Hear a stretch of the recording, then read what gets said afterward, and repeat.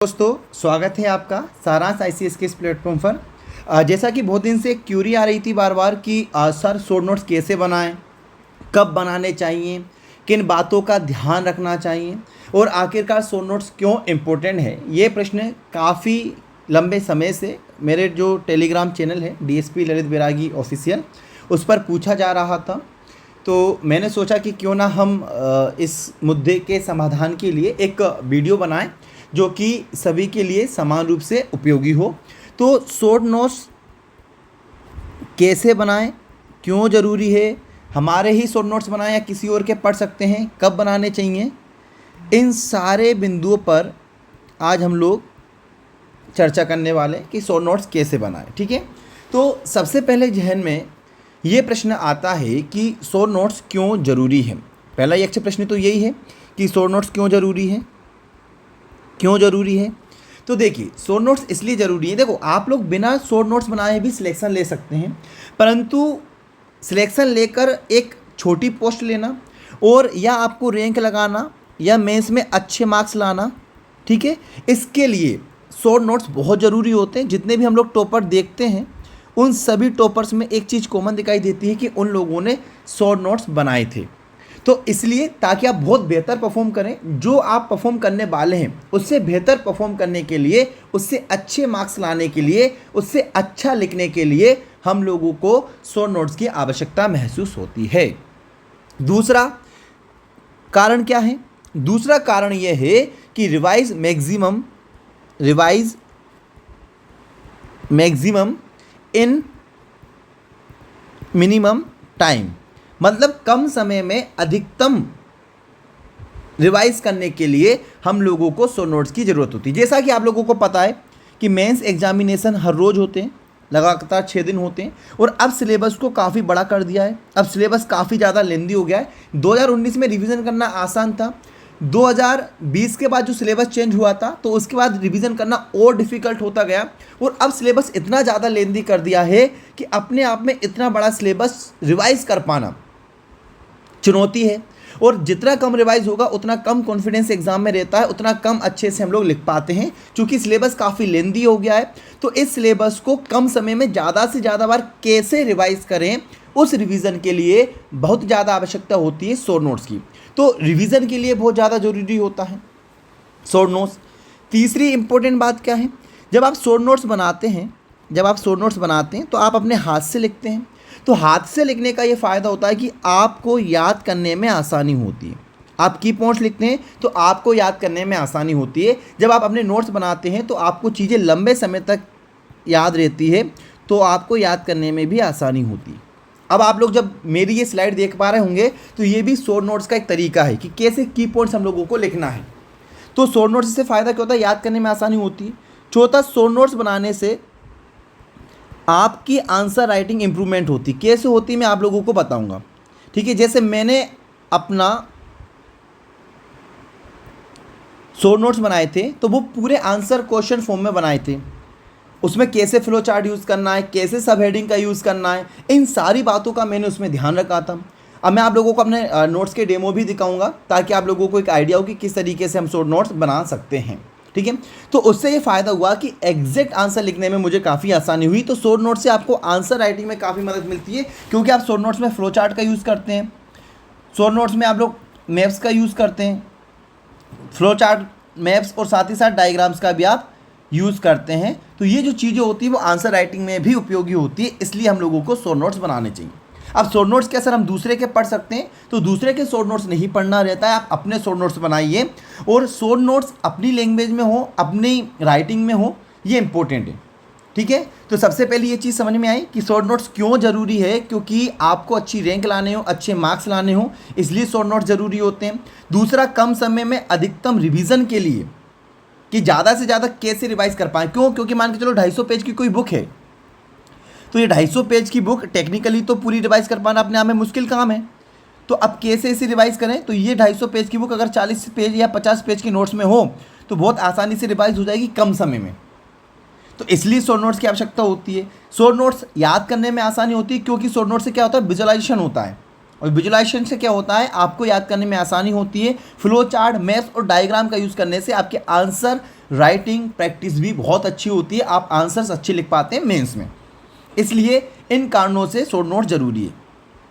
अब इम्पोर्टेंट ये है कि शॉर्ट नोट्स कब बनाना चाहिए। दूसरी सब हेडिंग्स क्या है कि सर कब बनाना चाहिए शॉर्ट नोट्स। अब आप लोगों में से बहुत से लोग ऐसे होंगे जिन्होंने पहली बार में ही नोट्स बनाने की कोशिश की। देखो, सबसे पहले ये समझिए, नोट्स दो तरीके के होते हैं। एक होते हैं लॉन्ग नोट्स, जिनमें आप क्लास में आपको लिखवाया जाता है, ठीक है। एक होते हैं शॉर्ट नोट्स। लॉन्ग नोट्स में पूरा डिस्क्राइब होता है चीज़ें, जबकि शॉर्ट नोट्स में की पॉइंट्स लिखी जाती हैं, ठीक है। तो लॉन्ग नोट्स अलग चीज़ है, शॉर्ट नोट्स अलग चीज़ है। शॉर्ट नोट्स एग्जाम टाइम में रिवीजन के लिए बहुत इंपॉर्टेंट रखती है। एग्जाम टाइम में आप कैसे रिवाइज करें, बहुत ज़्यादा कंसाइज होते हैं, 250-300 पेज केवल 30-40 पेजेस में आ जाते हैं, उन्हें हम लोग शॉर्ट नोट्स बोलते हैं। जबकि लॉन्ग नोट्स डेली बेसिस पे जो आप लोग पढ़ाई कर रहे हैं वहाँ पर काम आते हैं। तो हम लोग चर्चा कर रहे हैं शॉर्ट नोट्स की, जैसे जो आपको क्लास में लिखाया जाता है बेसिकली वो लॉन्ग नोट्स है, और उनको रेफरेंस रख के जो आप लोग बनाते हैं उसे हम लोग शॉर्ट नोट्स कहते हैं, ठीक है। तो नोट्स कब बनाने चाहिए? कभी भी नोट्स पहली रीडिंग में नहीं बनानी चाहिए। पहली रीडिंग में कभी भी आप नोट्स ना बनाएं। कम से कम आप 2 रीडिंग जरूर लगाएं, 2 बार रीडिंग जरूर लगाएं, तब जाके आप शॉर्ट नोट्स बनाएं, अन्यथा आप शॉर्ट नोट्स ना बनाएं। क्योंकि पहली रीडिंग में आपको समझ में नहीं आएगा क्या इंपॉर्टेंट है और क्या इंपॉर्टेंट नहीं है। मैं आपको बताऊंगा कि कैसे। जब आप रीडिंग करें पहली बार और दूसरी बार, तो आपको सबसे पहले इंपॉर्टेंट कीवर्ड्स को हाईलाइट करना है। क्या करना है? हाईलाइट। मतलब पहली और सेकेंड रीडिंग में आपको केवल हाईलाइट करना है, ठीक है। और कैसे करना है, कब करना है, वो मैं आपको बताऊंगा, और उसे किस तरीके से शॉर्ट नोट्स में हम लोग डालेंगे वो भी मैं आप लोगों को बताऊंगा, ठीक है। तो किस तरीके से हम लोगों को नोट्स बनाना है और कब बनाना है, तो पहली रीडिंग में कभी ना बनाए। कम से कम 2 रीडिंग लगा चुके हों, तब थर्ड रीडिंग में आप लोगों को शॉर्ट नोट्स बनाने हैं, तभी वो उपयोगी होंगे। नहीं तो आप किताब की किताब उतार दोगे और आपकी मेहनत लगभग खराब हो जाएगी और आपका समय भी लगभग खराब हो जाएगा। क्लियर है ये वाली बात? तो सबसे पहली बात, सर कब बनाने चाहिए, मुझसे कई बार ये प्रश्न पूछा जाता है, तो आपका आंसर है कि कम से कम 2 रीडिंग आप लोग अवश्य लगा लें, है ना, इन चीज़ों को। अब तीसरी इंपॉर्टेंट बात आपको क्या समझनी है? तीसरी इंपॉर्टेंट बात आपको ये समझनी है कि कभी भी शॉर्ट नोट्स, आप नोट्स बुक के बराबर ना हो। मतलब आपने बुक की हर चीज़ उतार दी हो, कम से कम बुक का 1/5 तो हो। मतलब बुक में जैसे 250 पेज हैं, तो आप 50 पेज तक के नोट्स बना लो, कोई इशू नहीं है। तो बुक को नहीं छापना है, एक एक शब्द को नहीं लिखना है, ठीक है। अब कैसे क्या करना है मैं आपको बता दूंगा। कभी भी आपके नोट्स में सेंटेंस यूज़ नहीं होता, पूरा वाक्य निर्माण पूरा नहीं किया जाता, ठीक है। जैसे एग्जाम्पल के तौर पे भीमबेटका की गुफाएं अब्दुल्लागंज रायसेन में स्थित हैं, तो ये पूरा एक सेंटेंस हो गया, ठीक है। लिख के देता हूँ मैं यहाँ पे कि भीमबेटका की गुफाएं अब्दुल्लागंज रायसेन में स्थित हैं। पर यहाँ पे आप शॉर्ट नोट्स में क्या लिखोगे? अवस्थिति अब्दुल्लागंज रायसेन, बस। अब आपने पूरा सेंटेंस यूज नहीं किया। कभी भी कहते हैं, करते हैं, खाते हैं, पीते हैं, इस तरीके का पूरा वाक्य निर्माण हमें शॉर्ट नोट्स में नहीं करना होता है। केवल वो की पॉइंट्स जिसके बिहाफ पे आपको पूरी चीज़ें याद आ जाएं, केवल आपको वो लिखना होती हैं। तो ये चीज़ आप लोगों को ध्यान रखना है। मैं आप लोगों को एग्जाम्पल के साथ कैसे करना है मैं आपको बताऊँगा। अभी हम लोग केवल उन चीज़ों पर चर्चा कर रहे हैं कि किन चीज़ों का हम लोगों को ध्यान रखना है, ठीक है। तो क्यों बनाने चाहिए उस पर डिस्कशन हो गया, ठीक है। कब बनाने चाहिए उस पर डिस्कशन हो गया, और आंसर राइटिंग में उपयोगिता क्यों होती है उस पर भी हम लोग डिस्कशन कर लेते हैं, ठीक है। सबसे पहले स्वयं के नोट्स हो, अब आंसर राइटिंग में उपयोगिता।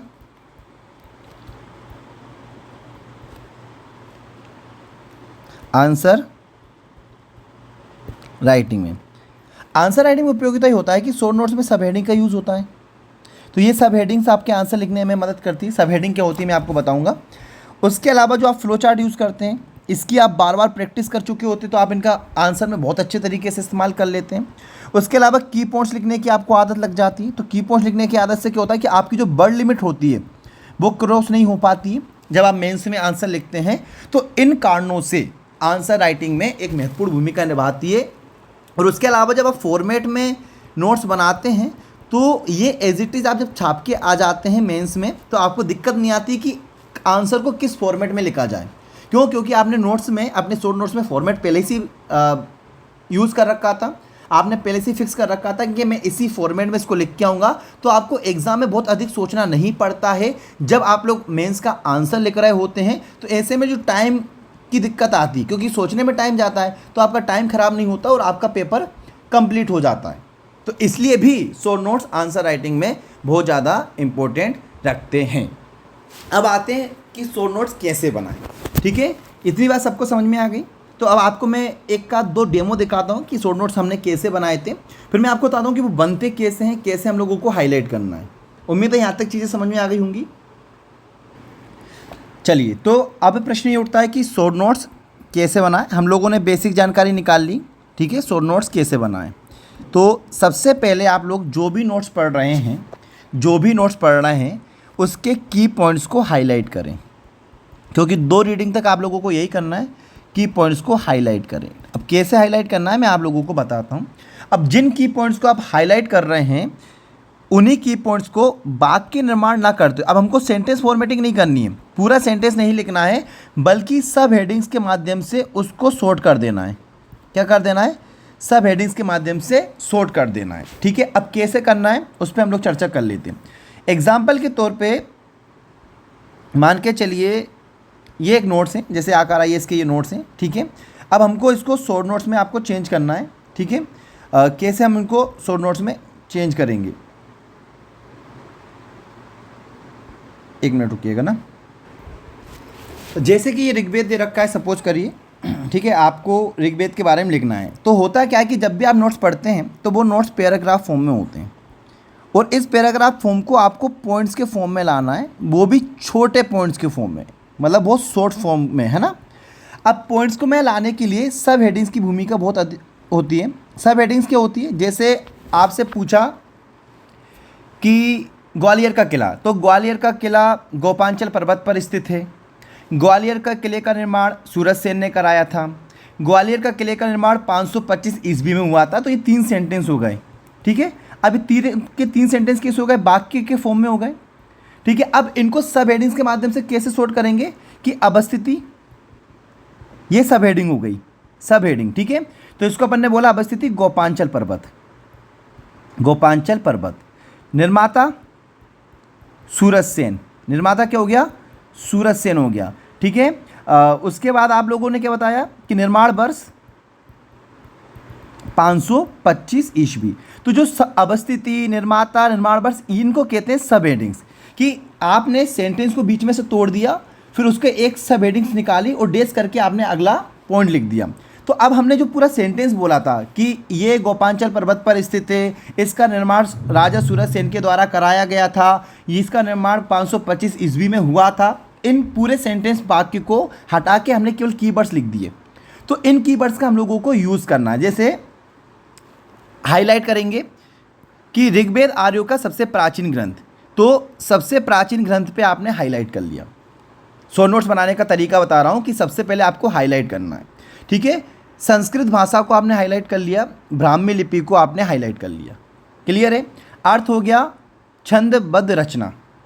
ठीक है, देवी देवताओं की स्तुति, देवी देवताओं की स्तुति। ऋग्वेद का पाठ गीतों के रूप में किया जाता है। भक्ति भाव की प्रधानता, भक्ति भाव की प्रधानता।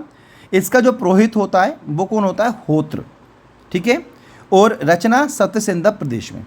ठीक है, उसका 3 पार्ट, 10 मंडल और 1028 सूक्त। तो इस तरीके से आपने की पॉइंट्स को हाईलाइट किए। इस तरीके से आपने क्या किया, जो की पॉइंट्स होते हैं आपने उनको हाईलाइट कर लिया। क्लियर है सभी को? अब इसी को शॉर्ट फॉर्म में कैसे लिख देंगे, देखिए। ये मैंने ऋग्वेद मैंने हेडिंग डाल दी यहाँ पे, ये हो गई ऋग्वेद। इसी को कैसे शॉर्ट फॉर्म में लिखेंगे? देखो, सबसे प्राचीन ग्रंथ, पहला पॉइंट हो गया। दूसरा, भाषा संस्कृत। ये देखो सब हेडिंग बन गई भाषा। मैंने आपको बताया था ये भाषा को आपने सब हेडिंग बना दिया और संस्कृत लिख दिया। फिर यहाँ पे आपने लिखा लिपि ब्राह्मी, लिपि ब्राह्मी। ठीक है, अर्थ छंदबद्ध रचना। ठीक है, पुरोहित होता या होत्र। ठीक है, और फिर आपने बताया 3 पाठ, 10 मंडल और 1028 सूक्त। अब ये पूरे पैराग्राफ को आपने कितने शब्दों में लिख दिया? मुश्किल से 12 से 13 शब्दों में आपने लिख दिया। कितने शब्दों में लिख दिया? 12 से 13 शब्दों में। तो जब आप हाईलाइट कर लोगे तो इन्हीं हाईलाइट को सब हेडिंग्स के माध्यम से आप अपने नोट्स में उतार लोगे। अब देखो, जब आपने ये ऋग्वेद लिखा तो इस ऋग्वेद से लिखने फायदा क्योंकि आपके आंसर फॉर्मेटिंग हो गई। जब आप 2 मार्कर लिखोगे तो ऐसे ही लिखोगे, 7 मार्कर लिखोगे तो आपको ऐसे ही लिखना होगा। तो आ गई बात।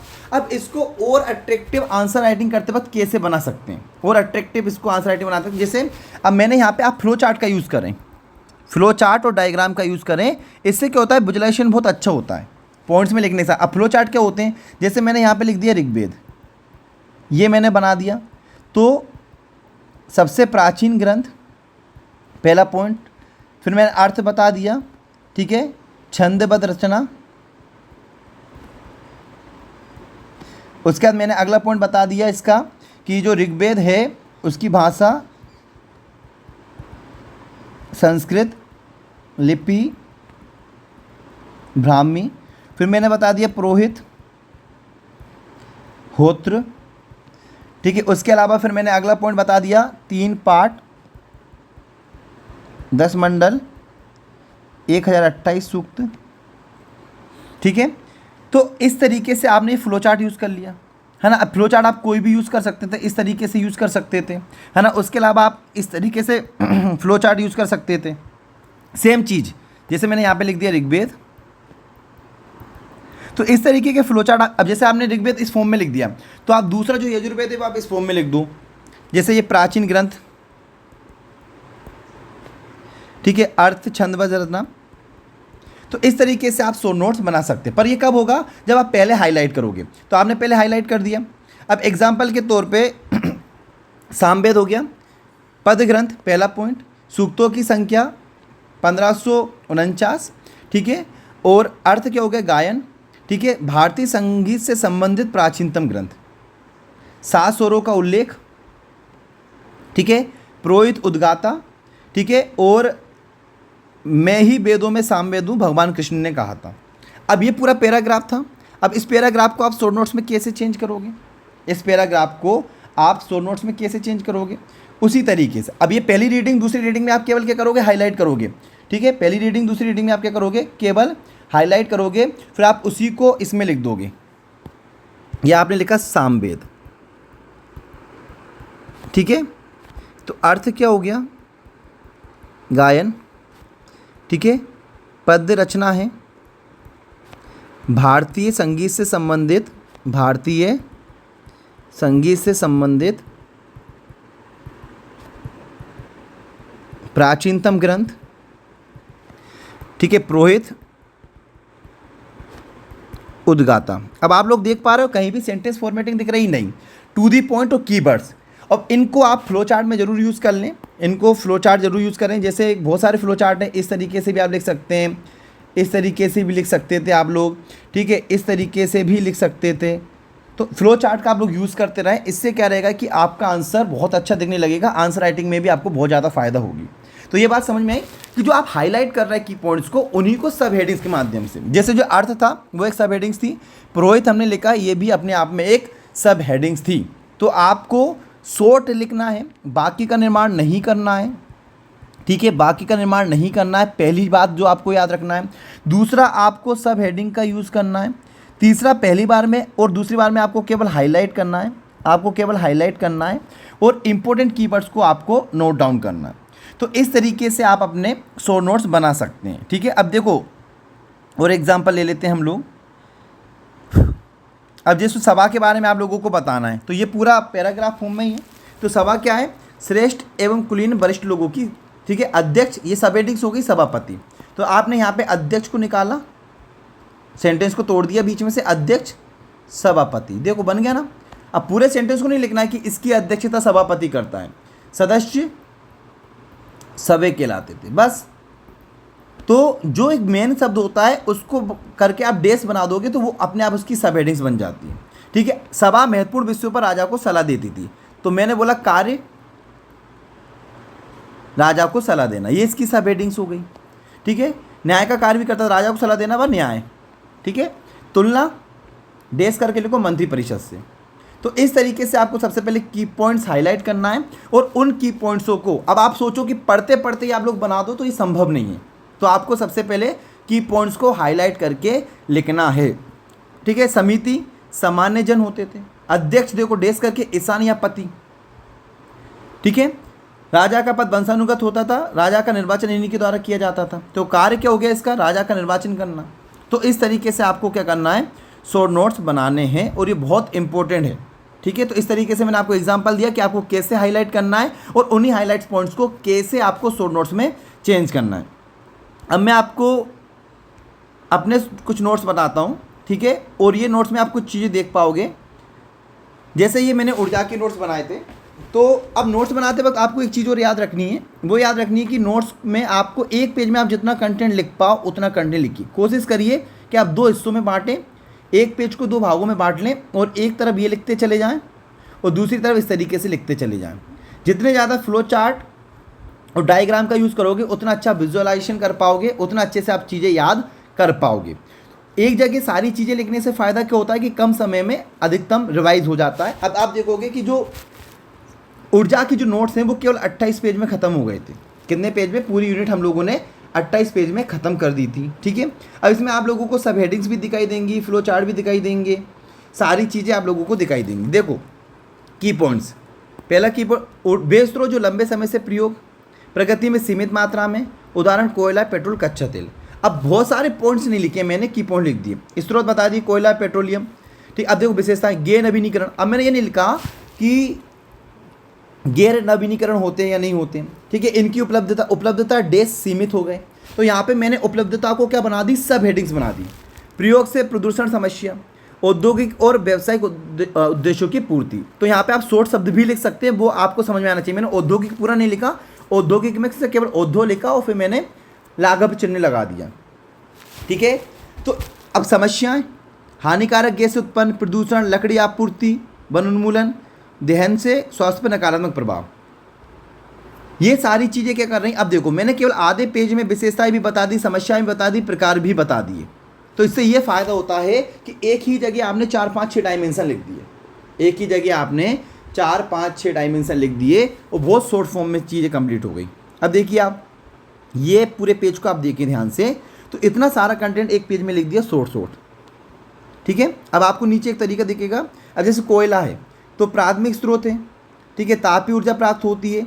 अब आप देखो यहाँ पे प्रमुख क्षेत्रों को मैंने कैसे लिखा, दामोदर नदी घाटी झारखंड, मध्य प्रदेश प्लस छत्तीसगढ़, महानदी घाटी क्षेत्र छत्तीसगढ़ उड़ीसा। अब यहाँ पे आप देखिए कोयला संकट, कारण। अब मैंने कारण पूरे एक ही लाइन में लिख दिया, आयात में कमी डेस, बाढ़ एवं वर्षा डेस, बिजली मांग में वृद्धि डेस, ताप विद्युत संयंत्रों में आपूर्ति। अब ये 4 पॉइंट ऐसे भी लिख सकते थे 1, 2, 3, 4, पर नहीं, हमने क्या किया, चारों पॉइंट्स को एक ही लाइन में लिख दिया ताकि नोट्स शॉर्ट हो जाएं और रिवीजन जल्दी हो जाए। गंभीर बिजली संकट, फिर सिलेक्ट कर दिए औद्योगिक उत्पादन में अल्प ज्ञान, फिर औद्योगिक बिजली, उसी तरीके से निपटान के उपाय। तो मतलब आप सोचो यहाँ पे 3 डायमेंशन थे, कारण, प्रभाव और उपाय, उनको हमने केवल इतने से स्पेस में लिख दिया, केवल छोटे से स्पेस में लिख दिया। तो इस तरीके से आपको शॉर्ट नोट्स बनाने हैं, है ना। आपको की पॉइंट्स लिख देना है और की पॉइंट्स करके प्लस प्लस करके भी आप लोग लिख सकते हैं। ठीक है। अब आप ये देखिए पेट्रोलियम, तो सब हेडिंग्स का इस्तेमाल करना। अब आप एक चीज़ और नोटिस करो, मैंने यहाँ पे ये फ्लो चार्ट यूज़ किया, ये देखो। अब ये मैं आपको एग्जाम में भी यूज़ हो जाएगा। देखो आवश्यकता वाला मैंने फ्लो चार्ट यूज़ किया। ठीक है। तो इससे फ़ायदा क्या होता है कि आप एग्जाम में अपनी आंसर राइटिंग में सीधे इनको लिख सकते हैं। अब जैसे महत्व में मैंने लिखा तो मैंने की पॉइंट्स लिखा, पर्यावरण अनुकूल, मैंने पूरा वाक्य नहीं लिखा, ऊर्जा का स्थायी स्रोत, रोजगार सृजन, सतत विकास, ऊर्जा आपूर्ति सुनिश्चित। और ये कब संभव है, आप पहली बार में हाईलाइट कर लोगे, दूसरी बार में अच्छे से पढ़ लोगे, तब आप वहाँ से की पॉइंट्स उठाओगे और इस तरीके से आप अपने नोट्स बना पाओगे। मैंने आपको एग्जाम्पल भी दिया कि हमने एक नोट्स का रेफरेंस लिया, आकार IAS के नोट्स का हमने रेफरेंस लिया, उस नोट्स से हमने एक पैराग्राफ देखा और उस पैराग्राफ को कैसे हमने शॉर्ट नोट्स में कन्वर्ट किया, हमने ये भी देखा। और मैं अपने नोट्स भी आप लोगों को बता रहा हूँ कि कैसे हम उनको और शॉर्ट कर सकते हैं। ठीक है। ये देखिए एक पेज में कितना सारा कंटेंट लिख दिया हम लोगों ने। तो इस तरीके के नोट्स आप लोगों को बनाने हैं और आप कई प्रकार के फ्लो चार्ट इनमें यूज़ कर सकते हैं। ठीक है। जैसे इस तरीके के फ्लो चार्ट आप यूज़ कर सकते हैं। ठीक है। उसके बाद आप बॉक्सेस यूज़ कर सकते हैं। ठीक है। इस तरीके के यूज़ कर सकते हैं। ठीक है, इस तरीके की चीज़ें यूज़ कर सकते हैं, पर सब हेडिंग्स का आपको इस्तेमाल करना है। एक नोट्स और बताता हूँ मैं, ठीक है, आपको उससे और आइडिया लगेगा कि कैसे फॉर्मेटिंग काम आती है। ये देखिए, ये भारत का निर्वाचन आयोग है। जब आप इसको पढ़ोगे तो लगभग 3-4-5 पेजेस में आप लोग पढ़ते होंगे, पर हमने क्या किया, देखो भारत का निर्वाचन आयोग यहीं पे लिख दिया, स्थापना 25 जनवरी 1950, स्थायी स्वायत्त संवैधानिक निकाय। अब मैं ये लिखूं कि भारत का निर्वाचन आयोग एक स्थायी स्वायत्त संवैधानिक निकाय है, नहीं, हमने की पॉइंट्स उठाए, हमने लिख दिया संवैधानिक प्रावधान भाग 15 अनुच्छेद 324 से 329 चुनाव। अब देखो चुनाव ये भी सब हेडिंग्स बन गया, उद्देश्य ये भी सब हेडिंग्स बन गया, संवैधानिक प्रावधान ये भी सब हेडिंग बन गया। तो आपको क्या करना है, जो भी सेंटेंस है उस सेंटेंस में से एक शब्द उठाना है, मेन शब्द, उसको सब हेडिंग्स बना के डेस करके आगे की चीज़ लिखना है। सेवा शर्तें सुप्रीम कोर्ट के न्यायाधीश के समान संचित निधि पर भारित। तो आपने पूरा सेंटेंस नहीं लिखा, उसके केवल कीवर्ड्स को लिख दिया। कार्यकाल 6 वर्ष या 65 वर्ष, किसी भी समय राष्ट्रपति को त्यागपत्र और सुप्रीम कोर्ट को हटाने की नीति, नियुक्ति राष्ट्रपति द्वारा। देखो इतना सारा कंटेंट केवल कुछ शब्दों में। संरचना 1 सदस्यीय, 3 सदस्यीय, पुनः 1 सदस्यीय, फिर 3 सदस्यीय। अब देखो यहाँ पे ये फ्लो चार्ट भी यूज़ हो रहा, तो ये आपके एग्जाम में काम आएगा, ये सारी चीज़ें आपके एग्जाम में काम आएगी।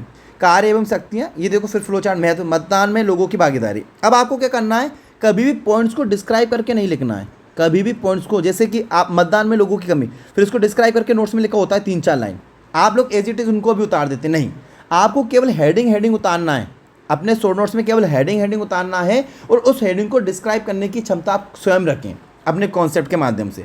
तो यहाँ पे भी एक फ्लो चार्ट यूज हो गया, मतदान में लोगों के, राजनीतिक दलों को अनुशासित करना, मतदाता केंद्रित वगैरह वगैरह। तो ये चीज़ समझ में आ गई। तो 2 पेज में पूरा निर्वाचन आयोग खत्म हो गया, ठीक है। इसी तरीके से आप लोग देखो, भारत का नियंत्रक महालेखा परीक्षण प्रावधान, फिर आपने अधिनियम बता दिया, फिर सार्वजनिक धन का संरक्षक, और आपने डॉक्टर अम्बेडकर का भी स्टेटमेंट दे दिया, संरचना में 1 सदस्य। अब इससे फ़ायदा क्या होगा, 2 मार्कर लिखने में फ़ायदा होगा, 7 मार्कर बिल्कुल फॉर्मेट में लिखने में फ़ायदा होगा, और आंसर भी आपको ऐसे लिखने होते हैं। देखो नियुक्ति राष्ट्रपति द्वारा, कार्यकाल, हटाना, कार्य, भूमिका, ये सब क्या है, ये सारी सब हेडिंग्स हैं, और इन सब हेडिंग्स के माध्यम से नोट्स शॉर्ट हो गए। तो कभी भी पैराग्राफ फॉर्म में शॉर्ट नोट्स नहीं बनाना है, और एक पेज में जितना कंटेंट लिख सको उतना कंटेंट लिखें, पर पहली और दूसरी रीडिंग में कभी भी ना बनाएं, पहले आप हाईलाइट करें, उनको ही लिख दें, ठीक है। तो इस तरीके से आप अपने नोट्स बना सकते हैं, क्योंकि ये काफ़ी दिन से डिमांड थी कि कैसे हम लोगों को ये बनाना है। एक चीज़ जो आपको याद रखनी है, वो ये याद रखनी है कि नोट्स बनाते वक्त थोड़ा सा स्पेस जरूर छोड़ दें, ताकि बाद में कुछ चीज़ एड ऑन करना पड़े तो आप एड ऑन कर सकें। टॉपिक खत्म करने के बाद लगभग आधा या 1 पेज अवश्य छोड़ दें, ठीक है, आधा या 1 पेज जरूर छोड़ दें, ताकि आपको थोड़ी सी आसानी हो शॉर्ट नोट्स बनाने में। क्लियर है? चलिए, सब हेडिंग का यूज़ करें। राइटिंग डज नॉट मैटर, आप अपनी राइटिंग में बनाएं, कोई फ़र्क नहीं पड़ता कि आप सुंदर सुंदर स्लिपिंग बनाएं, बस आपका लास्ट टाइम पे रिवीजन हो जाना चाहिए। तो ये बेसिकली आज का जो टॉपिक था वो शॉर्ट नोट्स कैसे बनाएं उस पर था। मुझे उम्मीद है कि आपको चीज़ें बहुत अच्छे से समझ में आई होंगी। अगर आई होंगी तो वीडियो को शेयर कर दीजिएगा, लाइक कर दीजिएगा, और आप टेलीग्राम चैनल से जरूर जुड़ जाइए। टेलीग्राम चैनल क्या है, DSP ललित बैरागी ऑफिशियल, वो आपको लिंक डिस्क्रिप्शन में दी हुई है, ठीक है। तो चलिए, बहुत बहुत धन्यवाद, आपका दिन शुभ हो।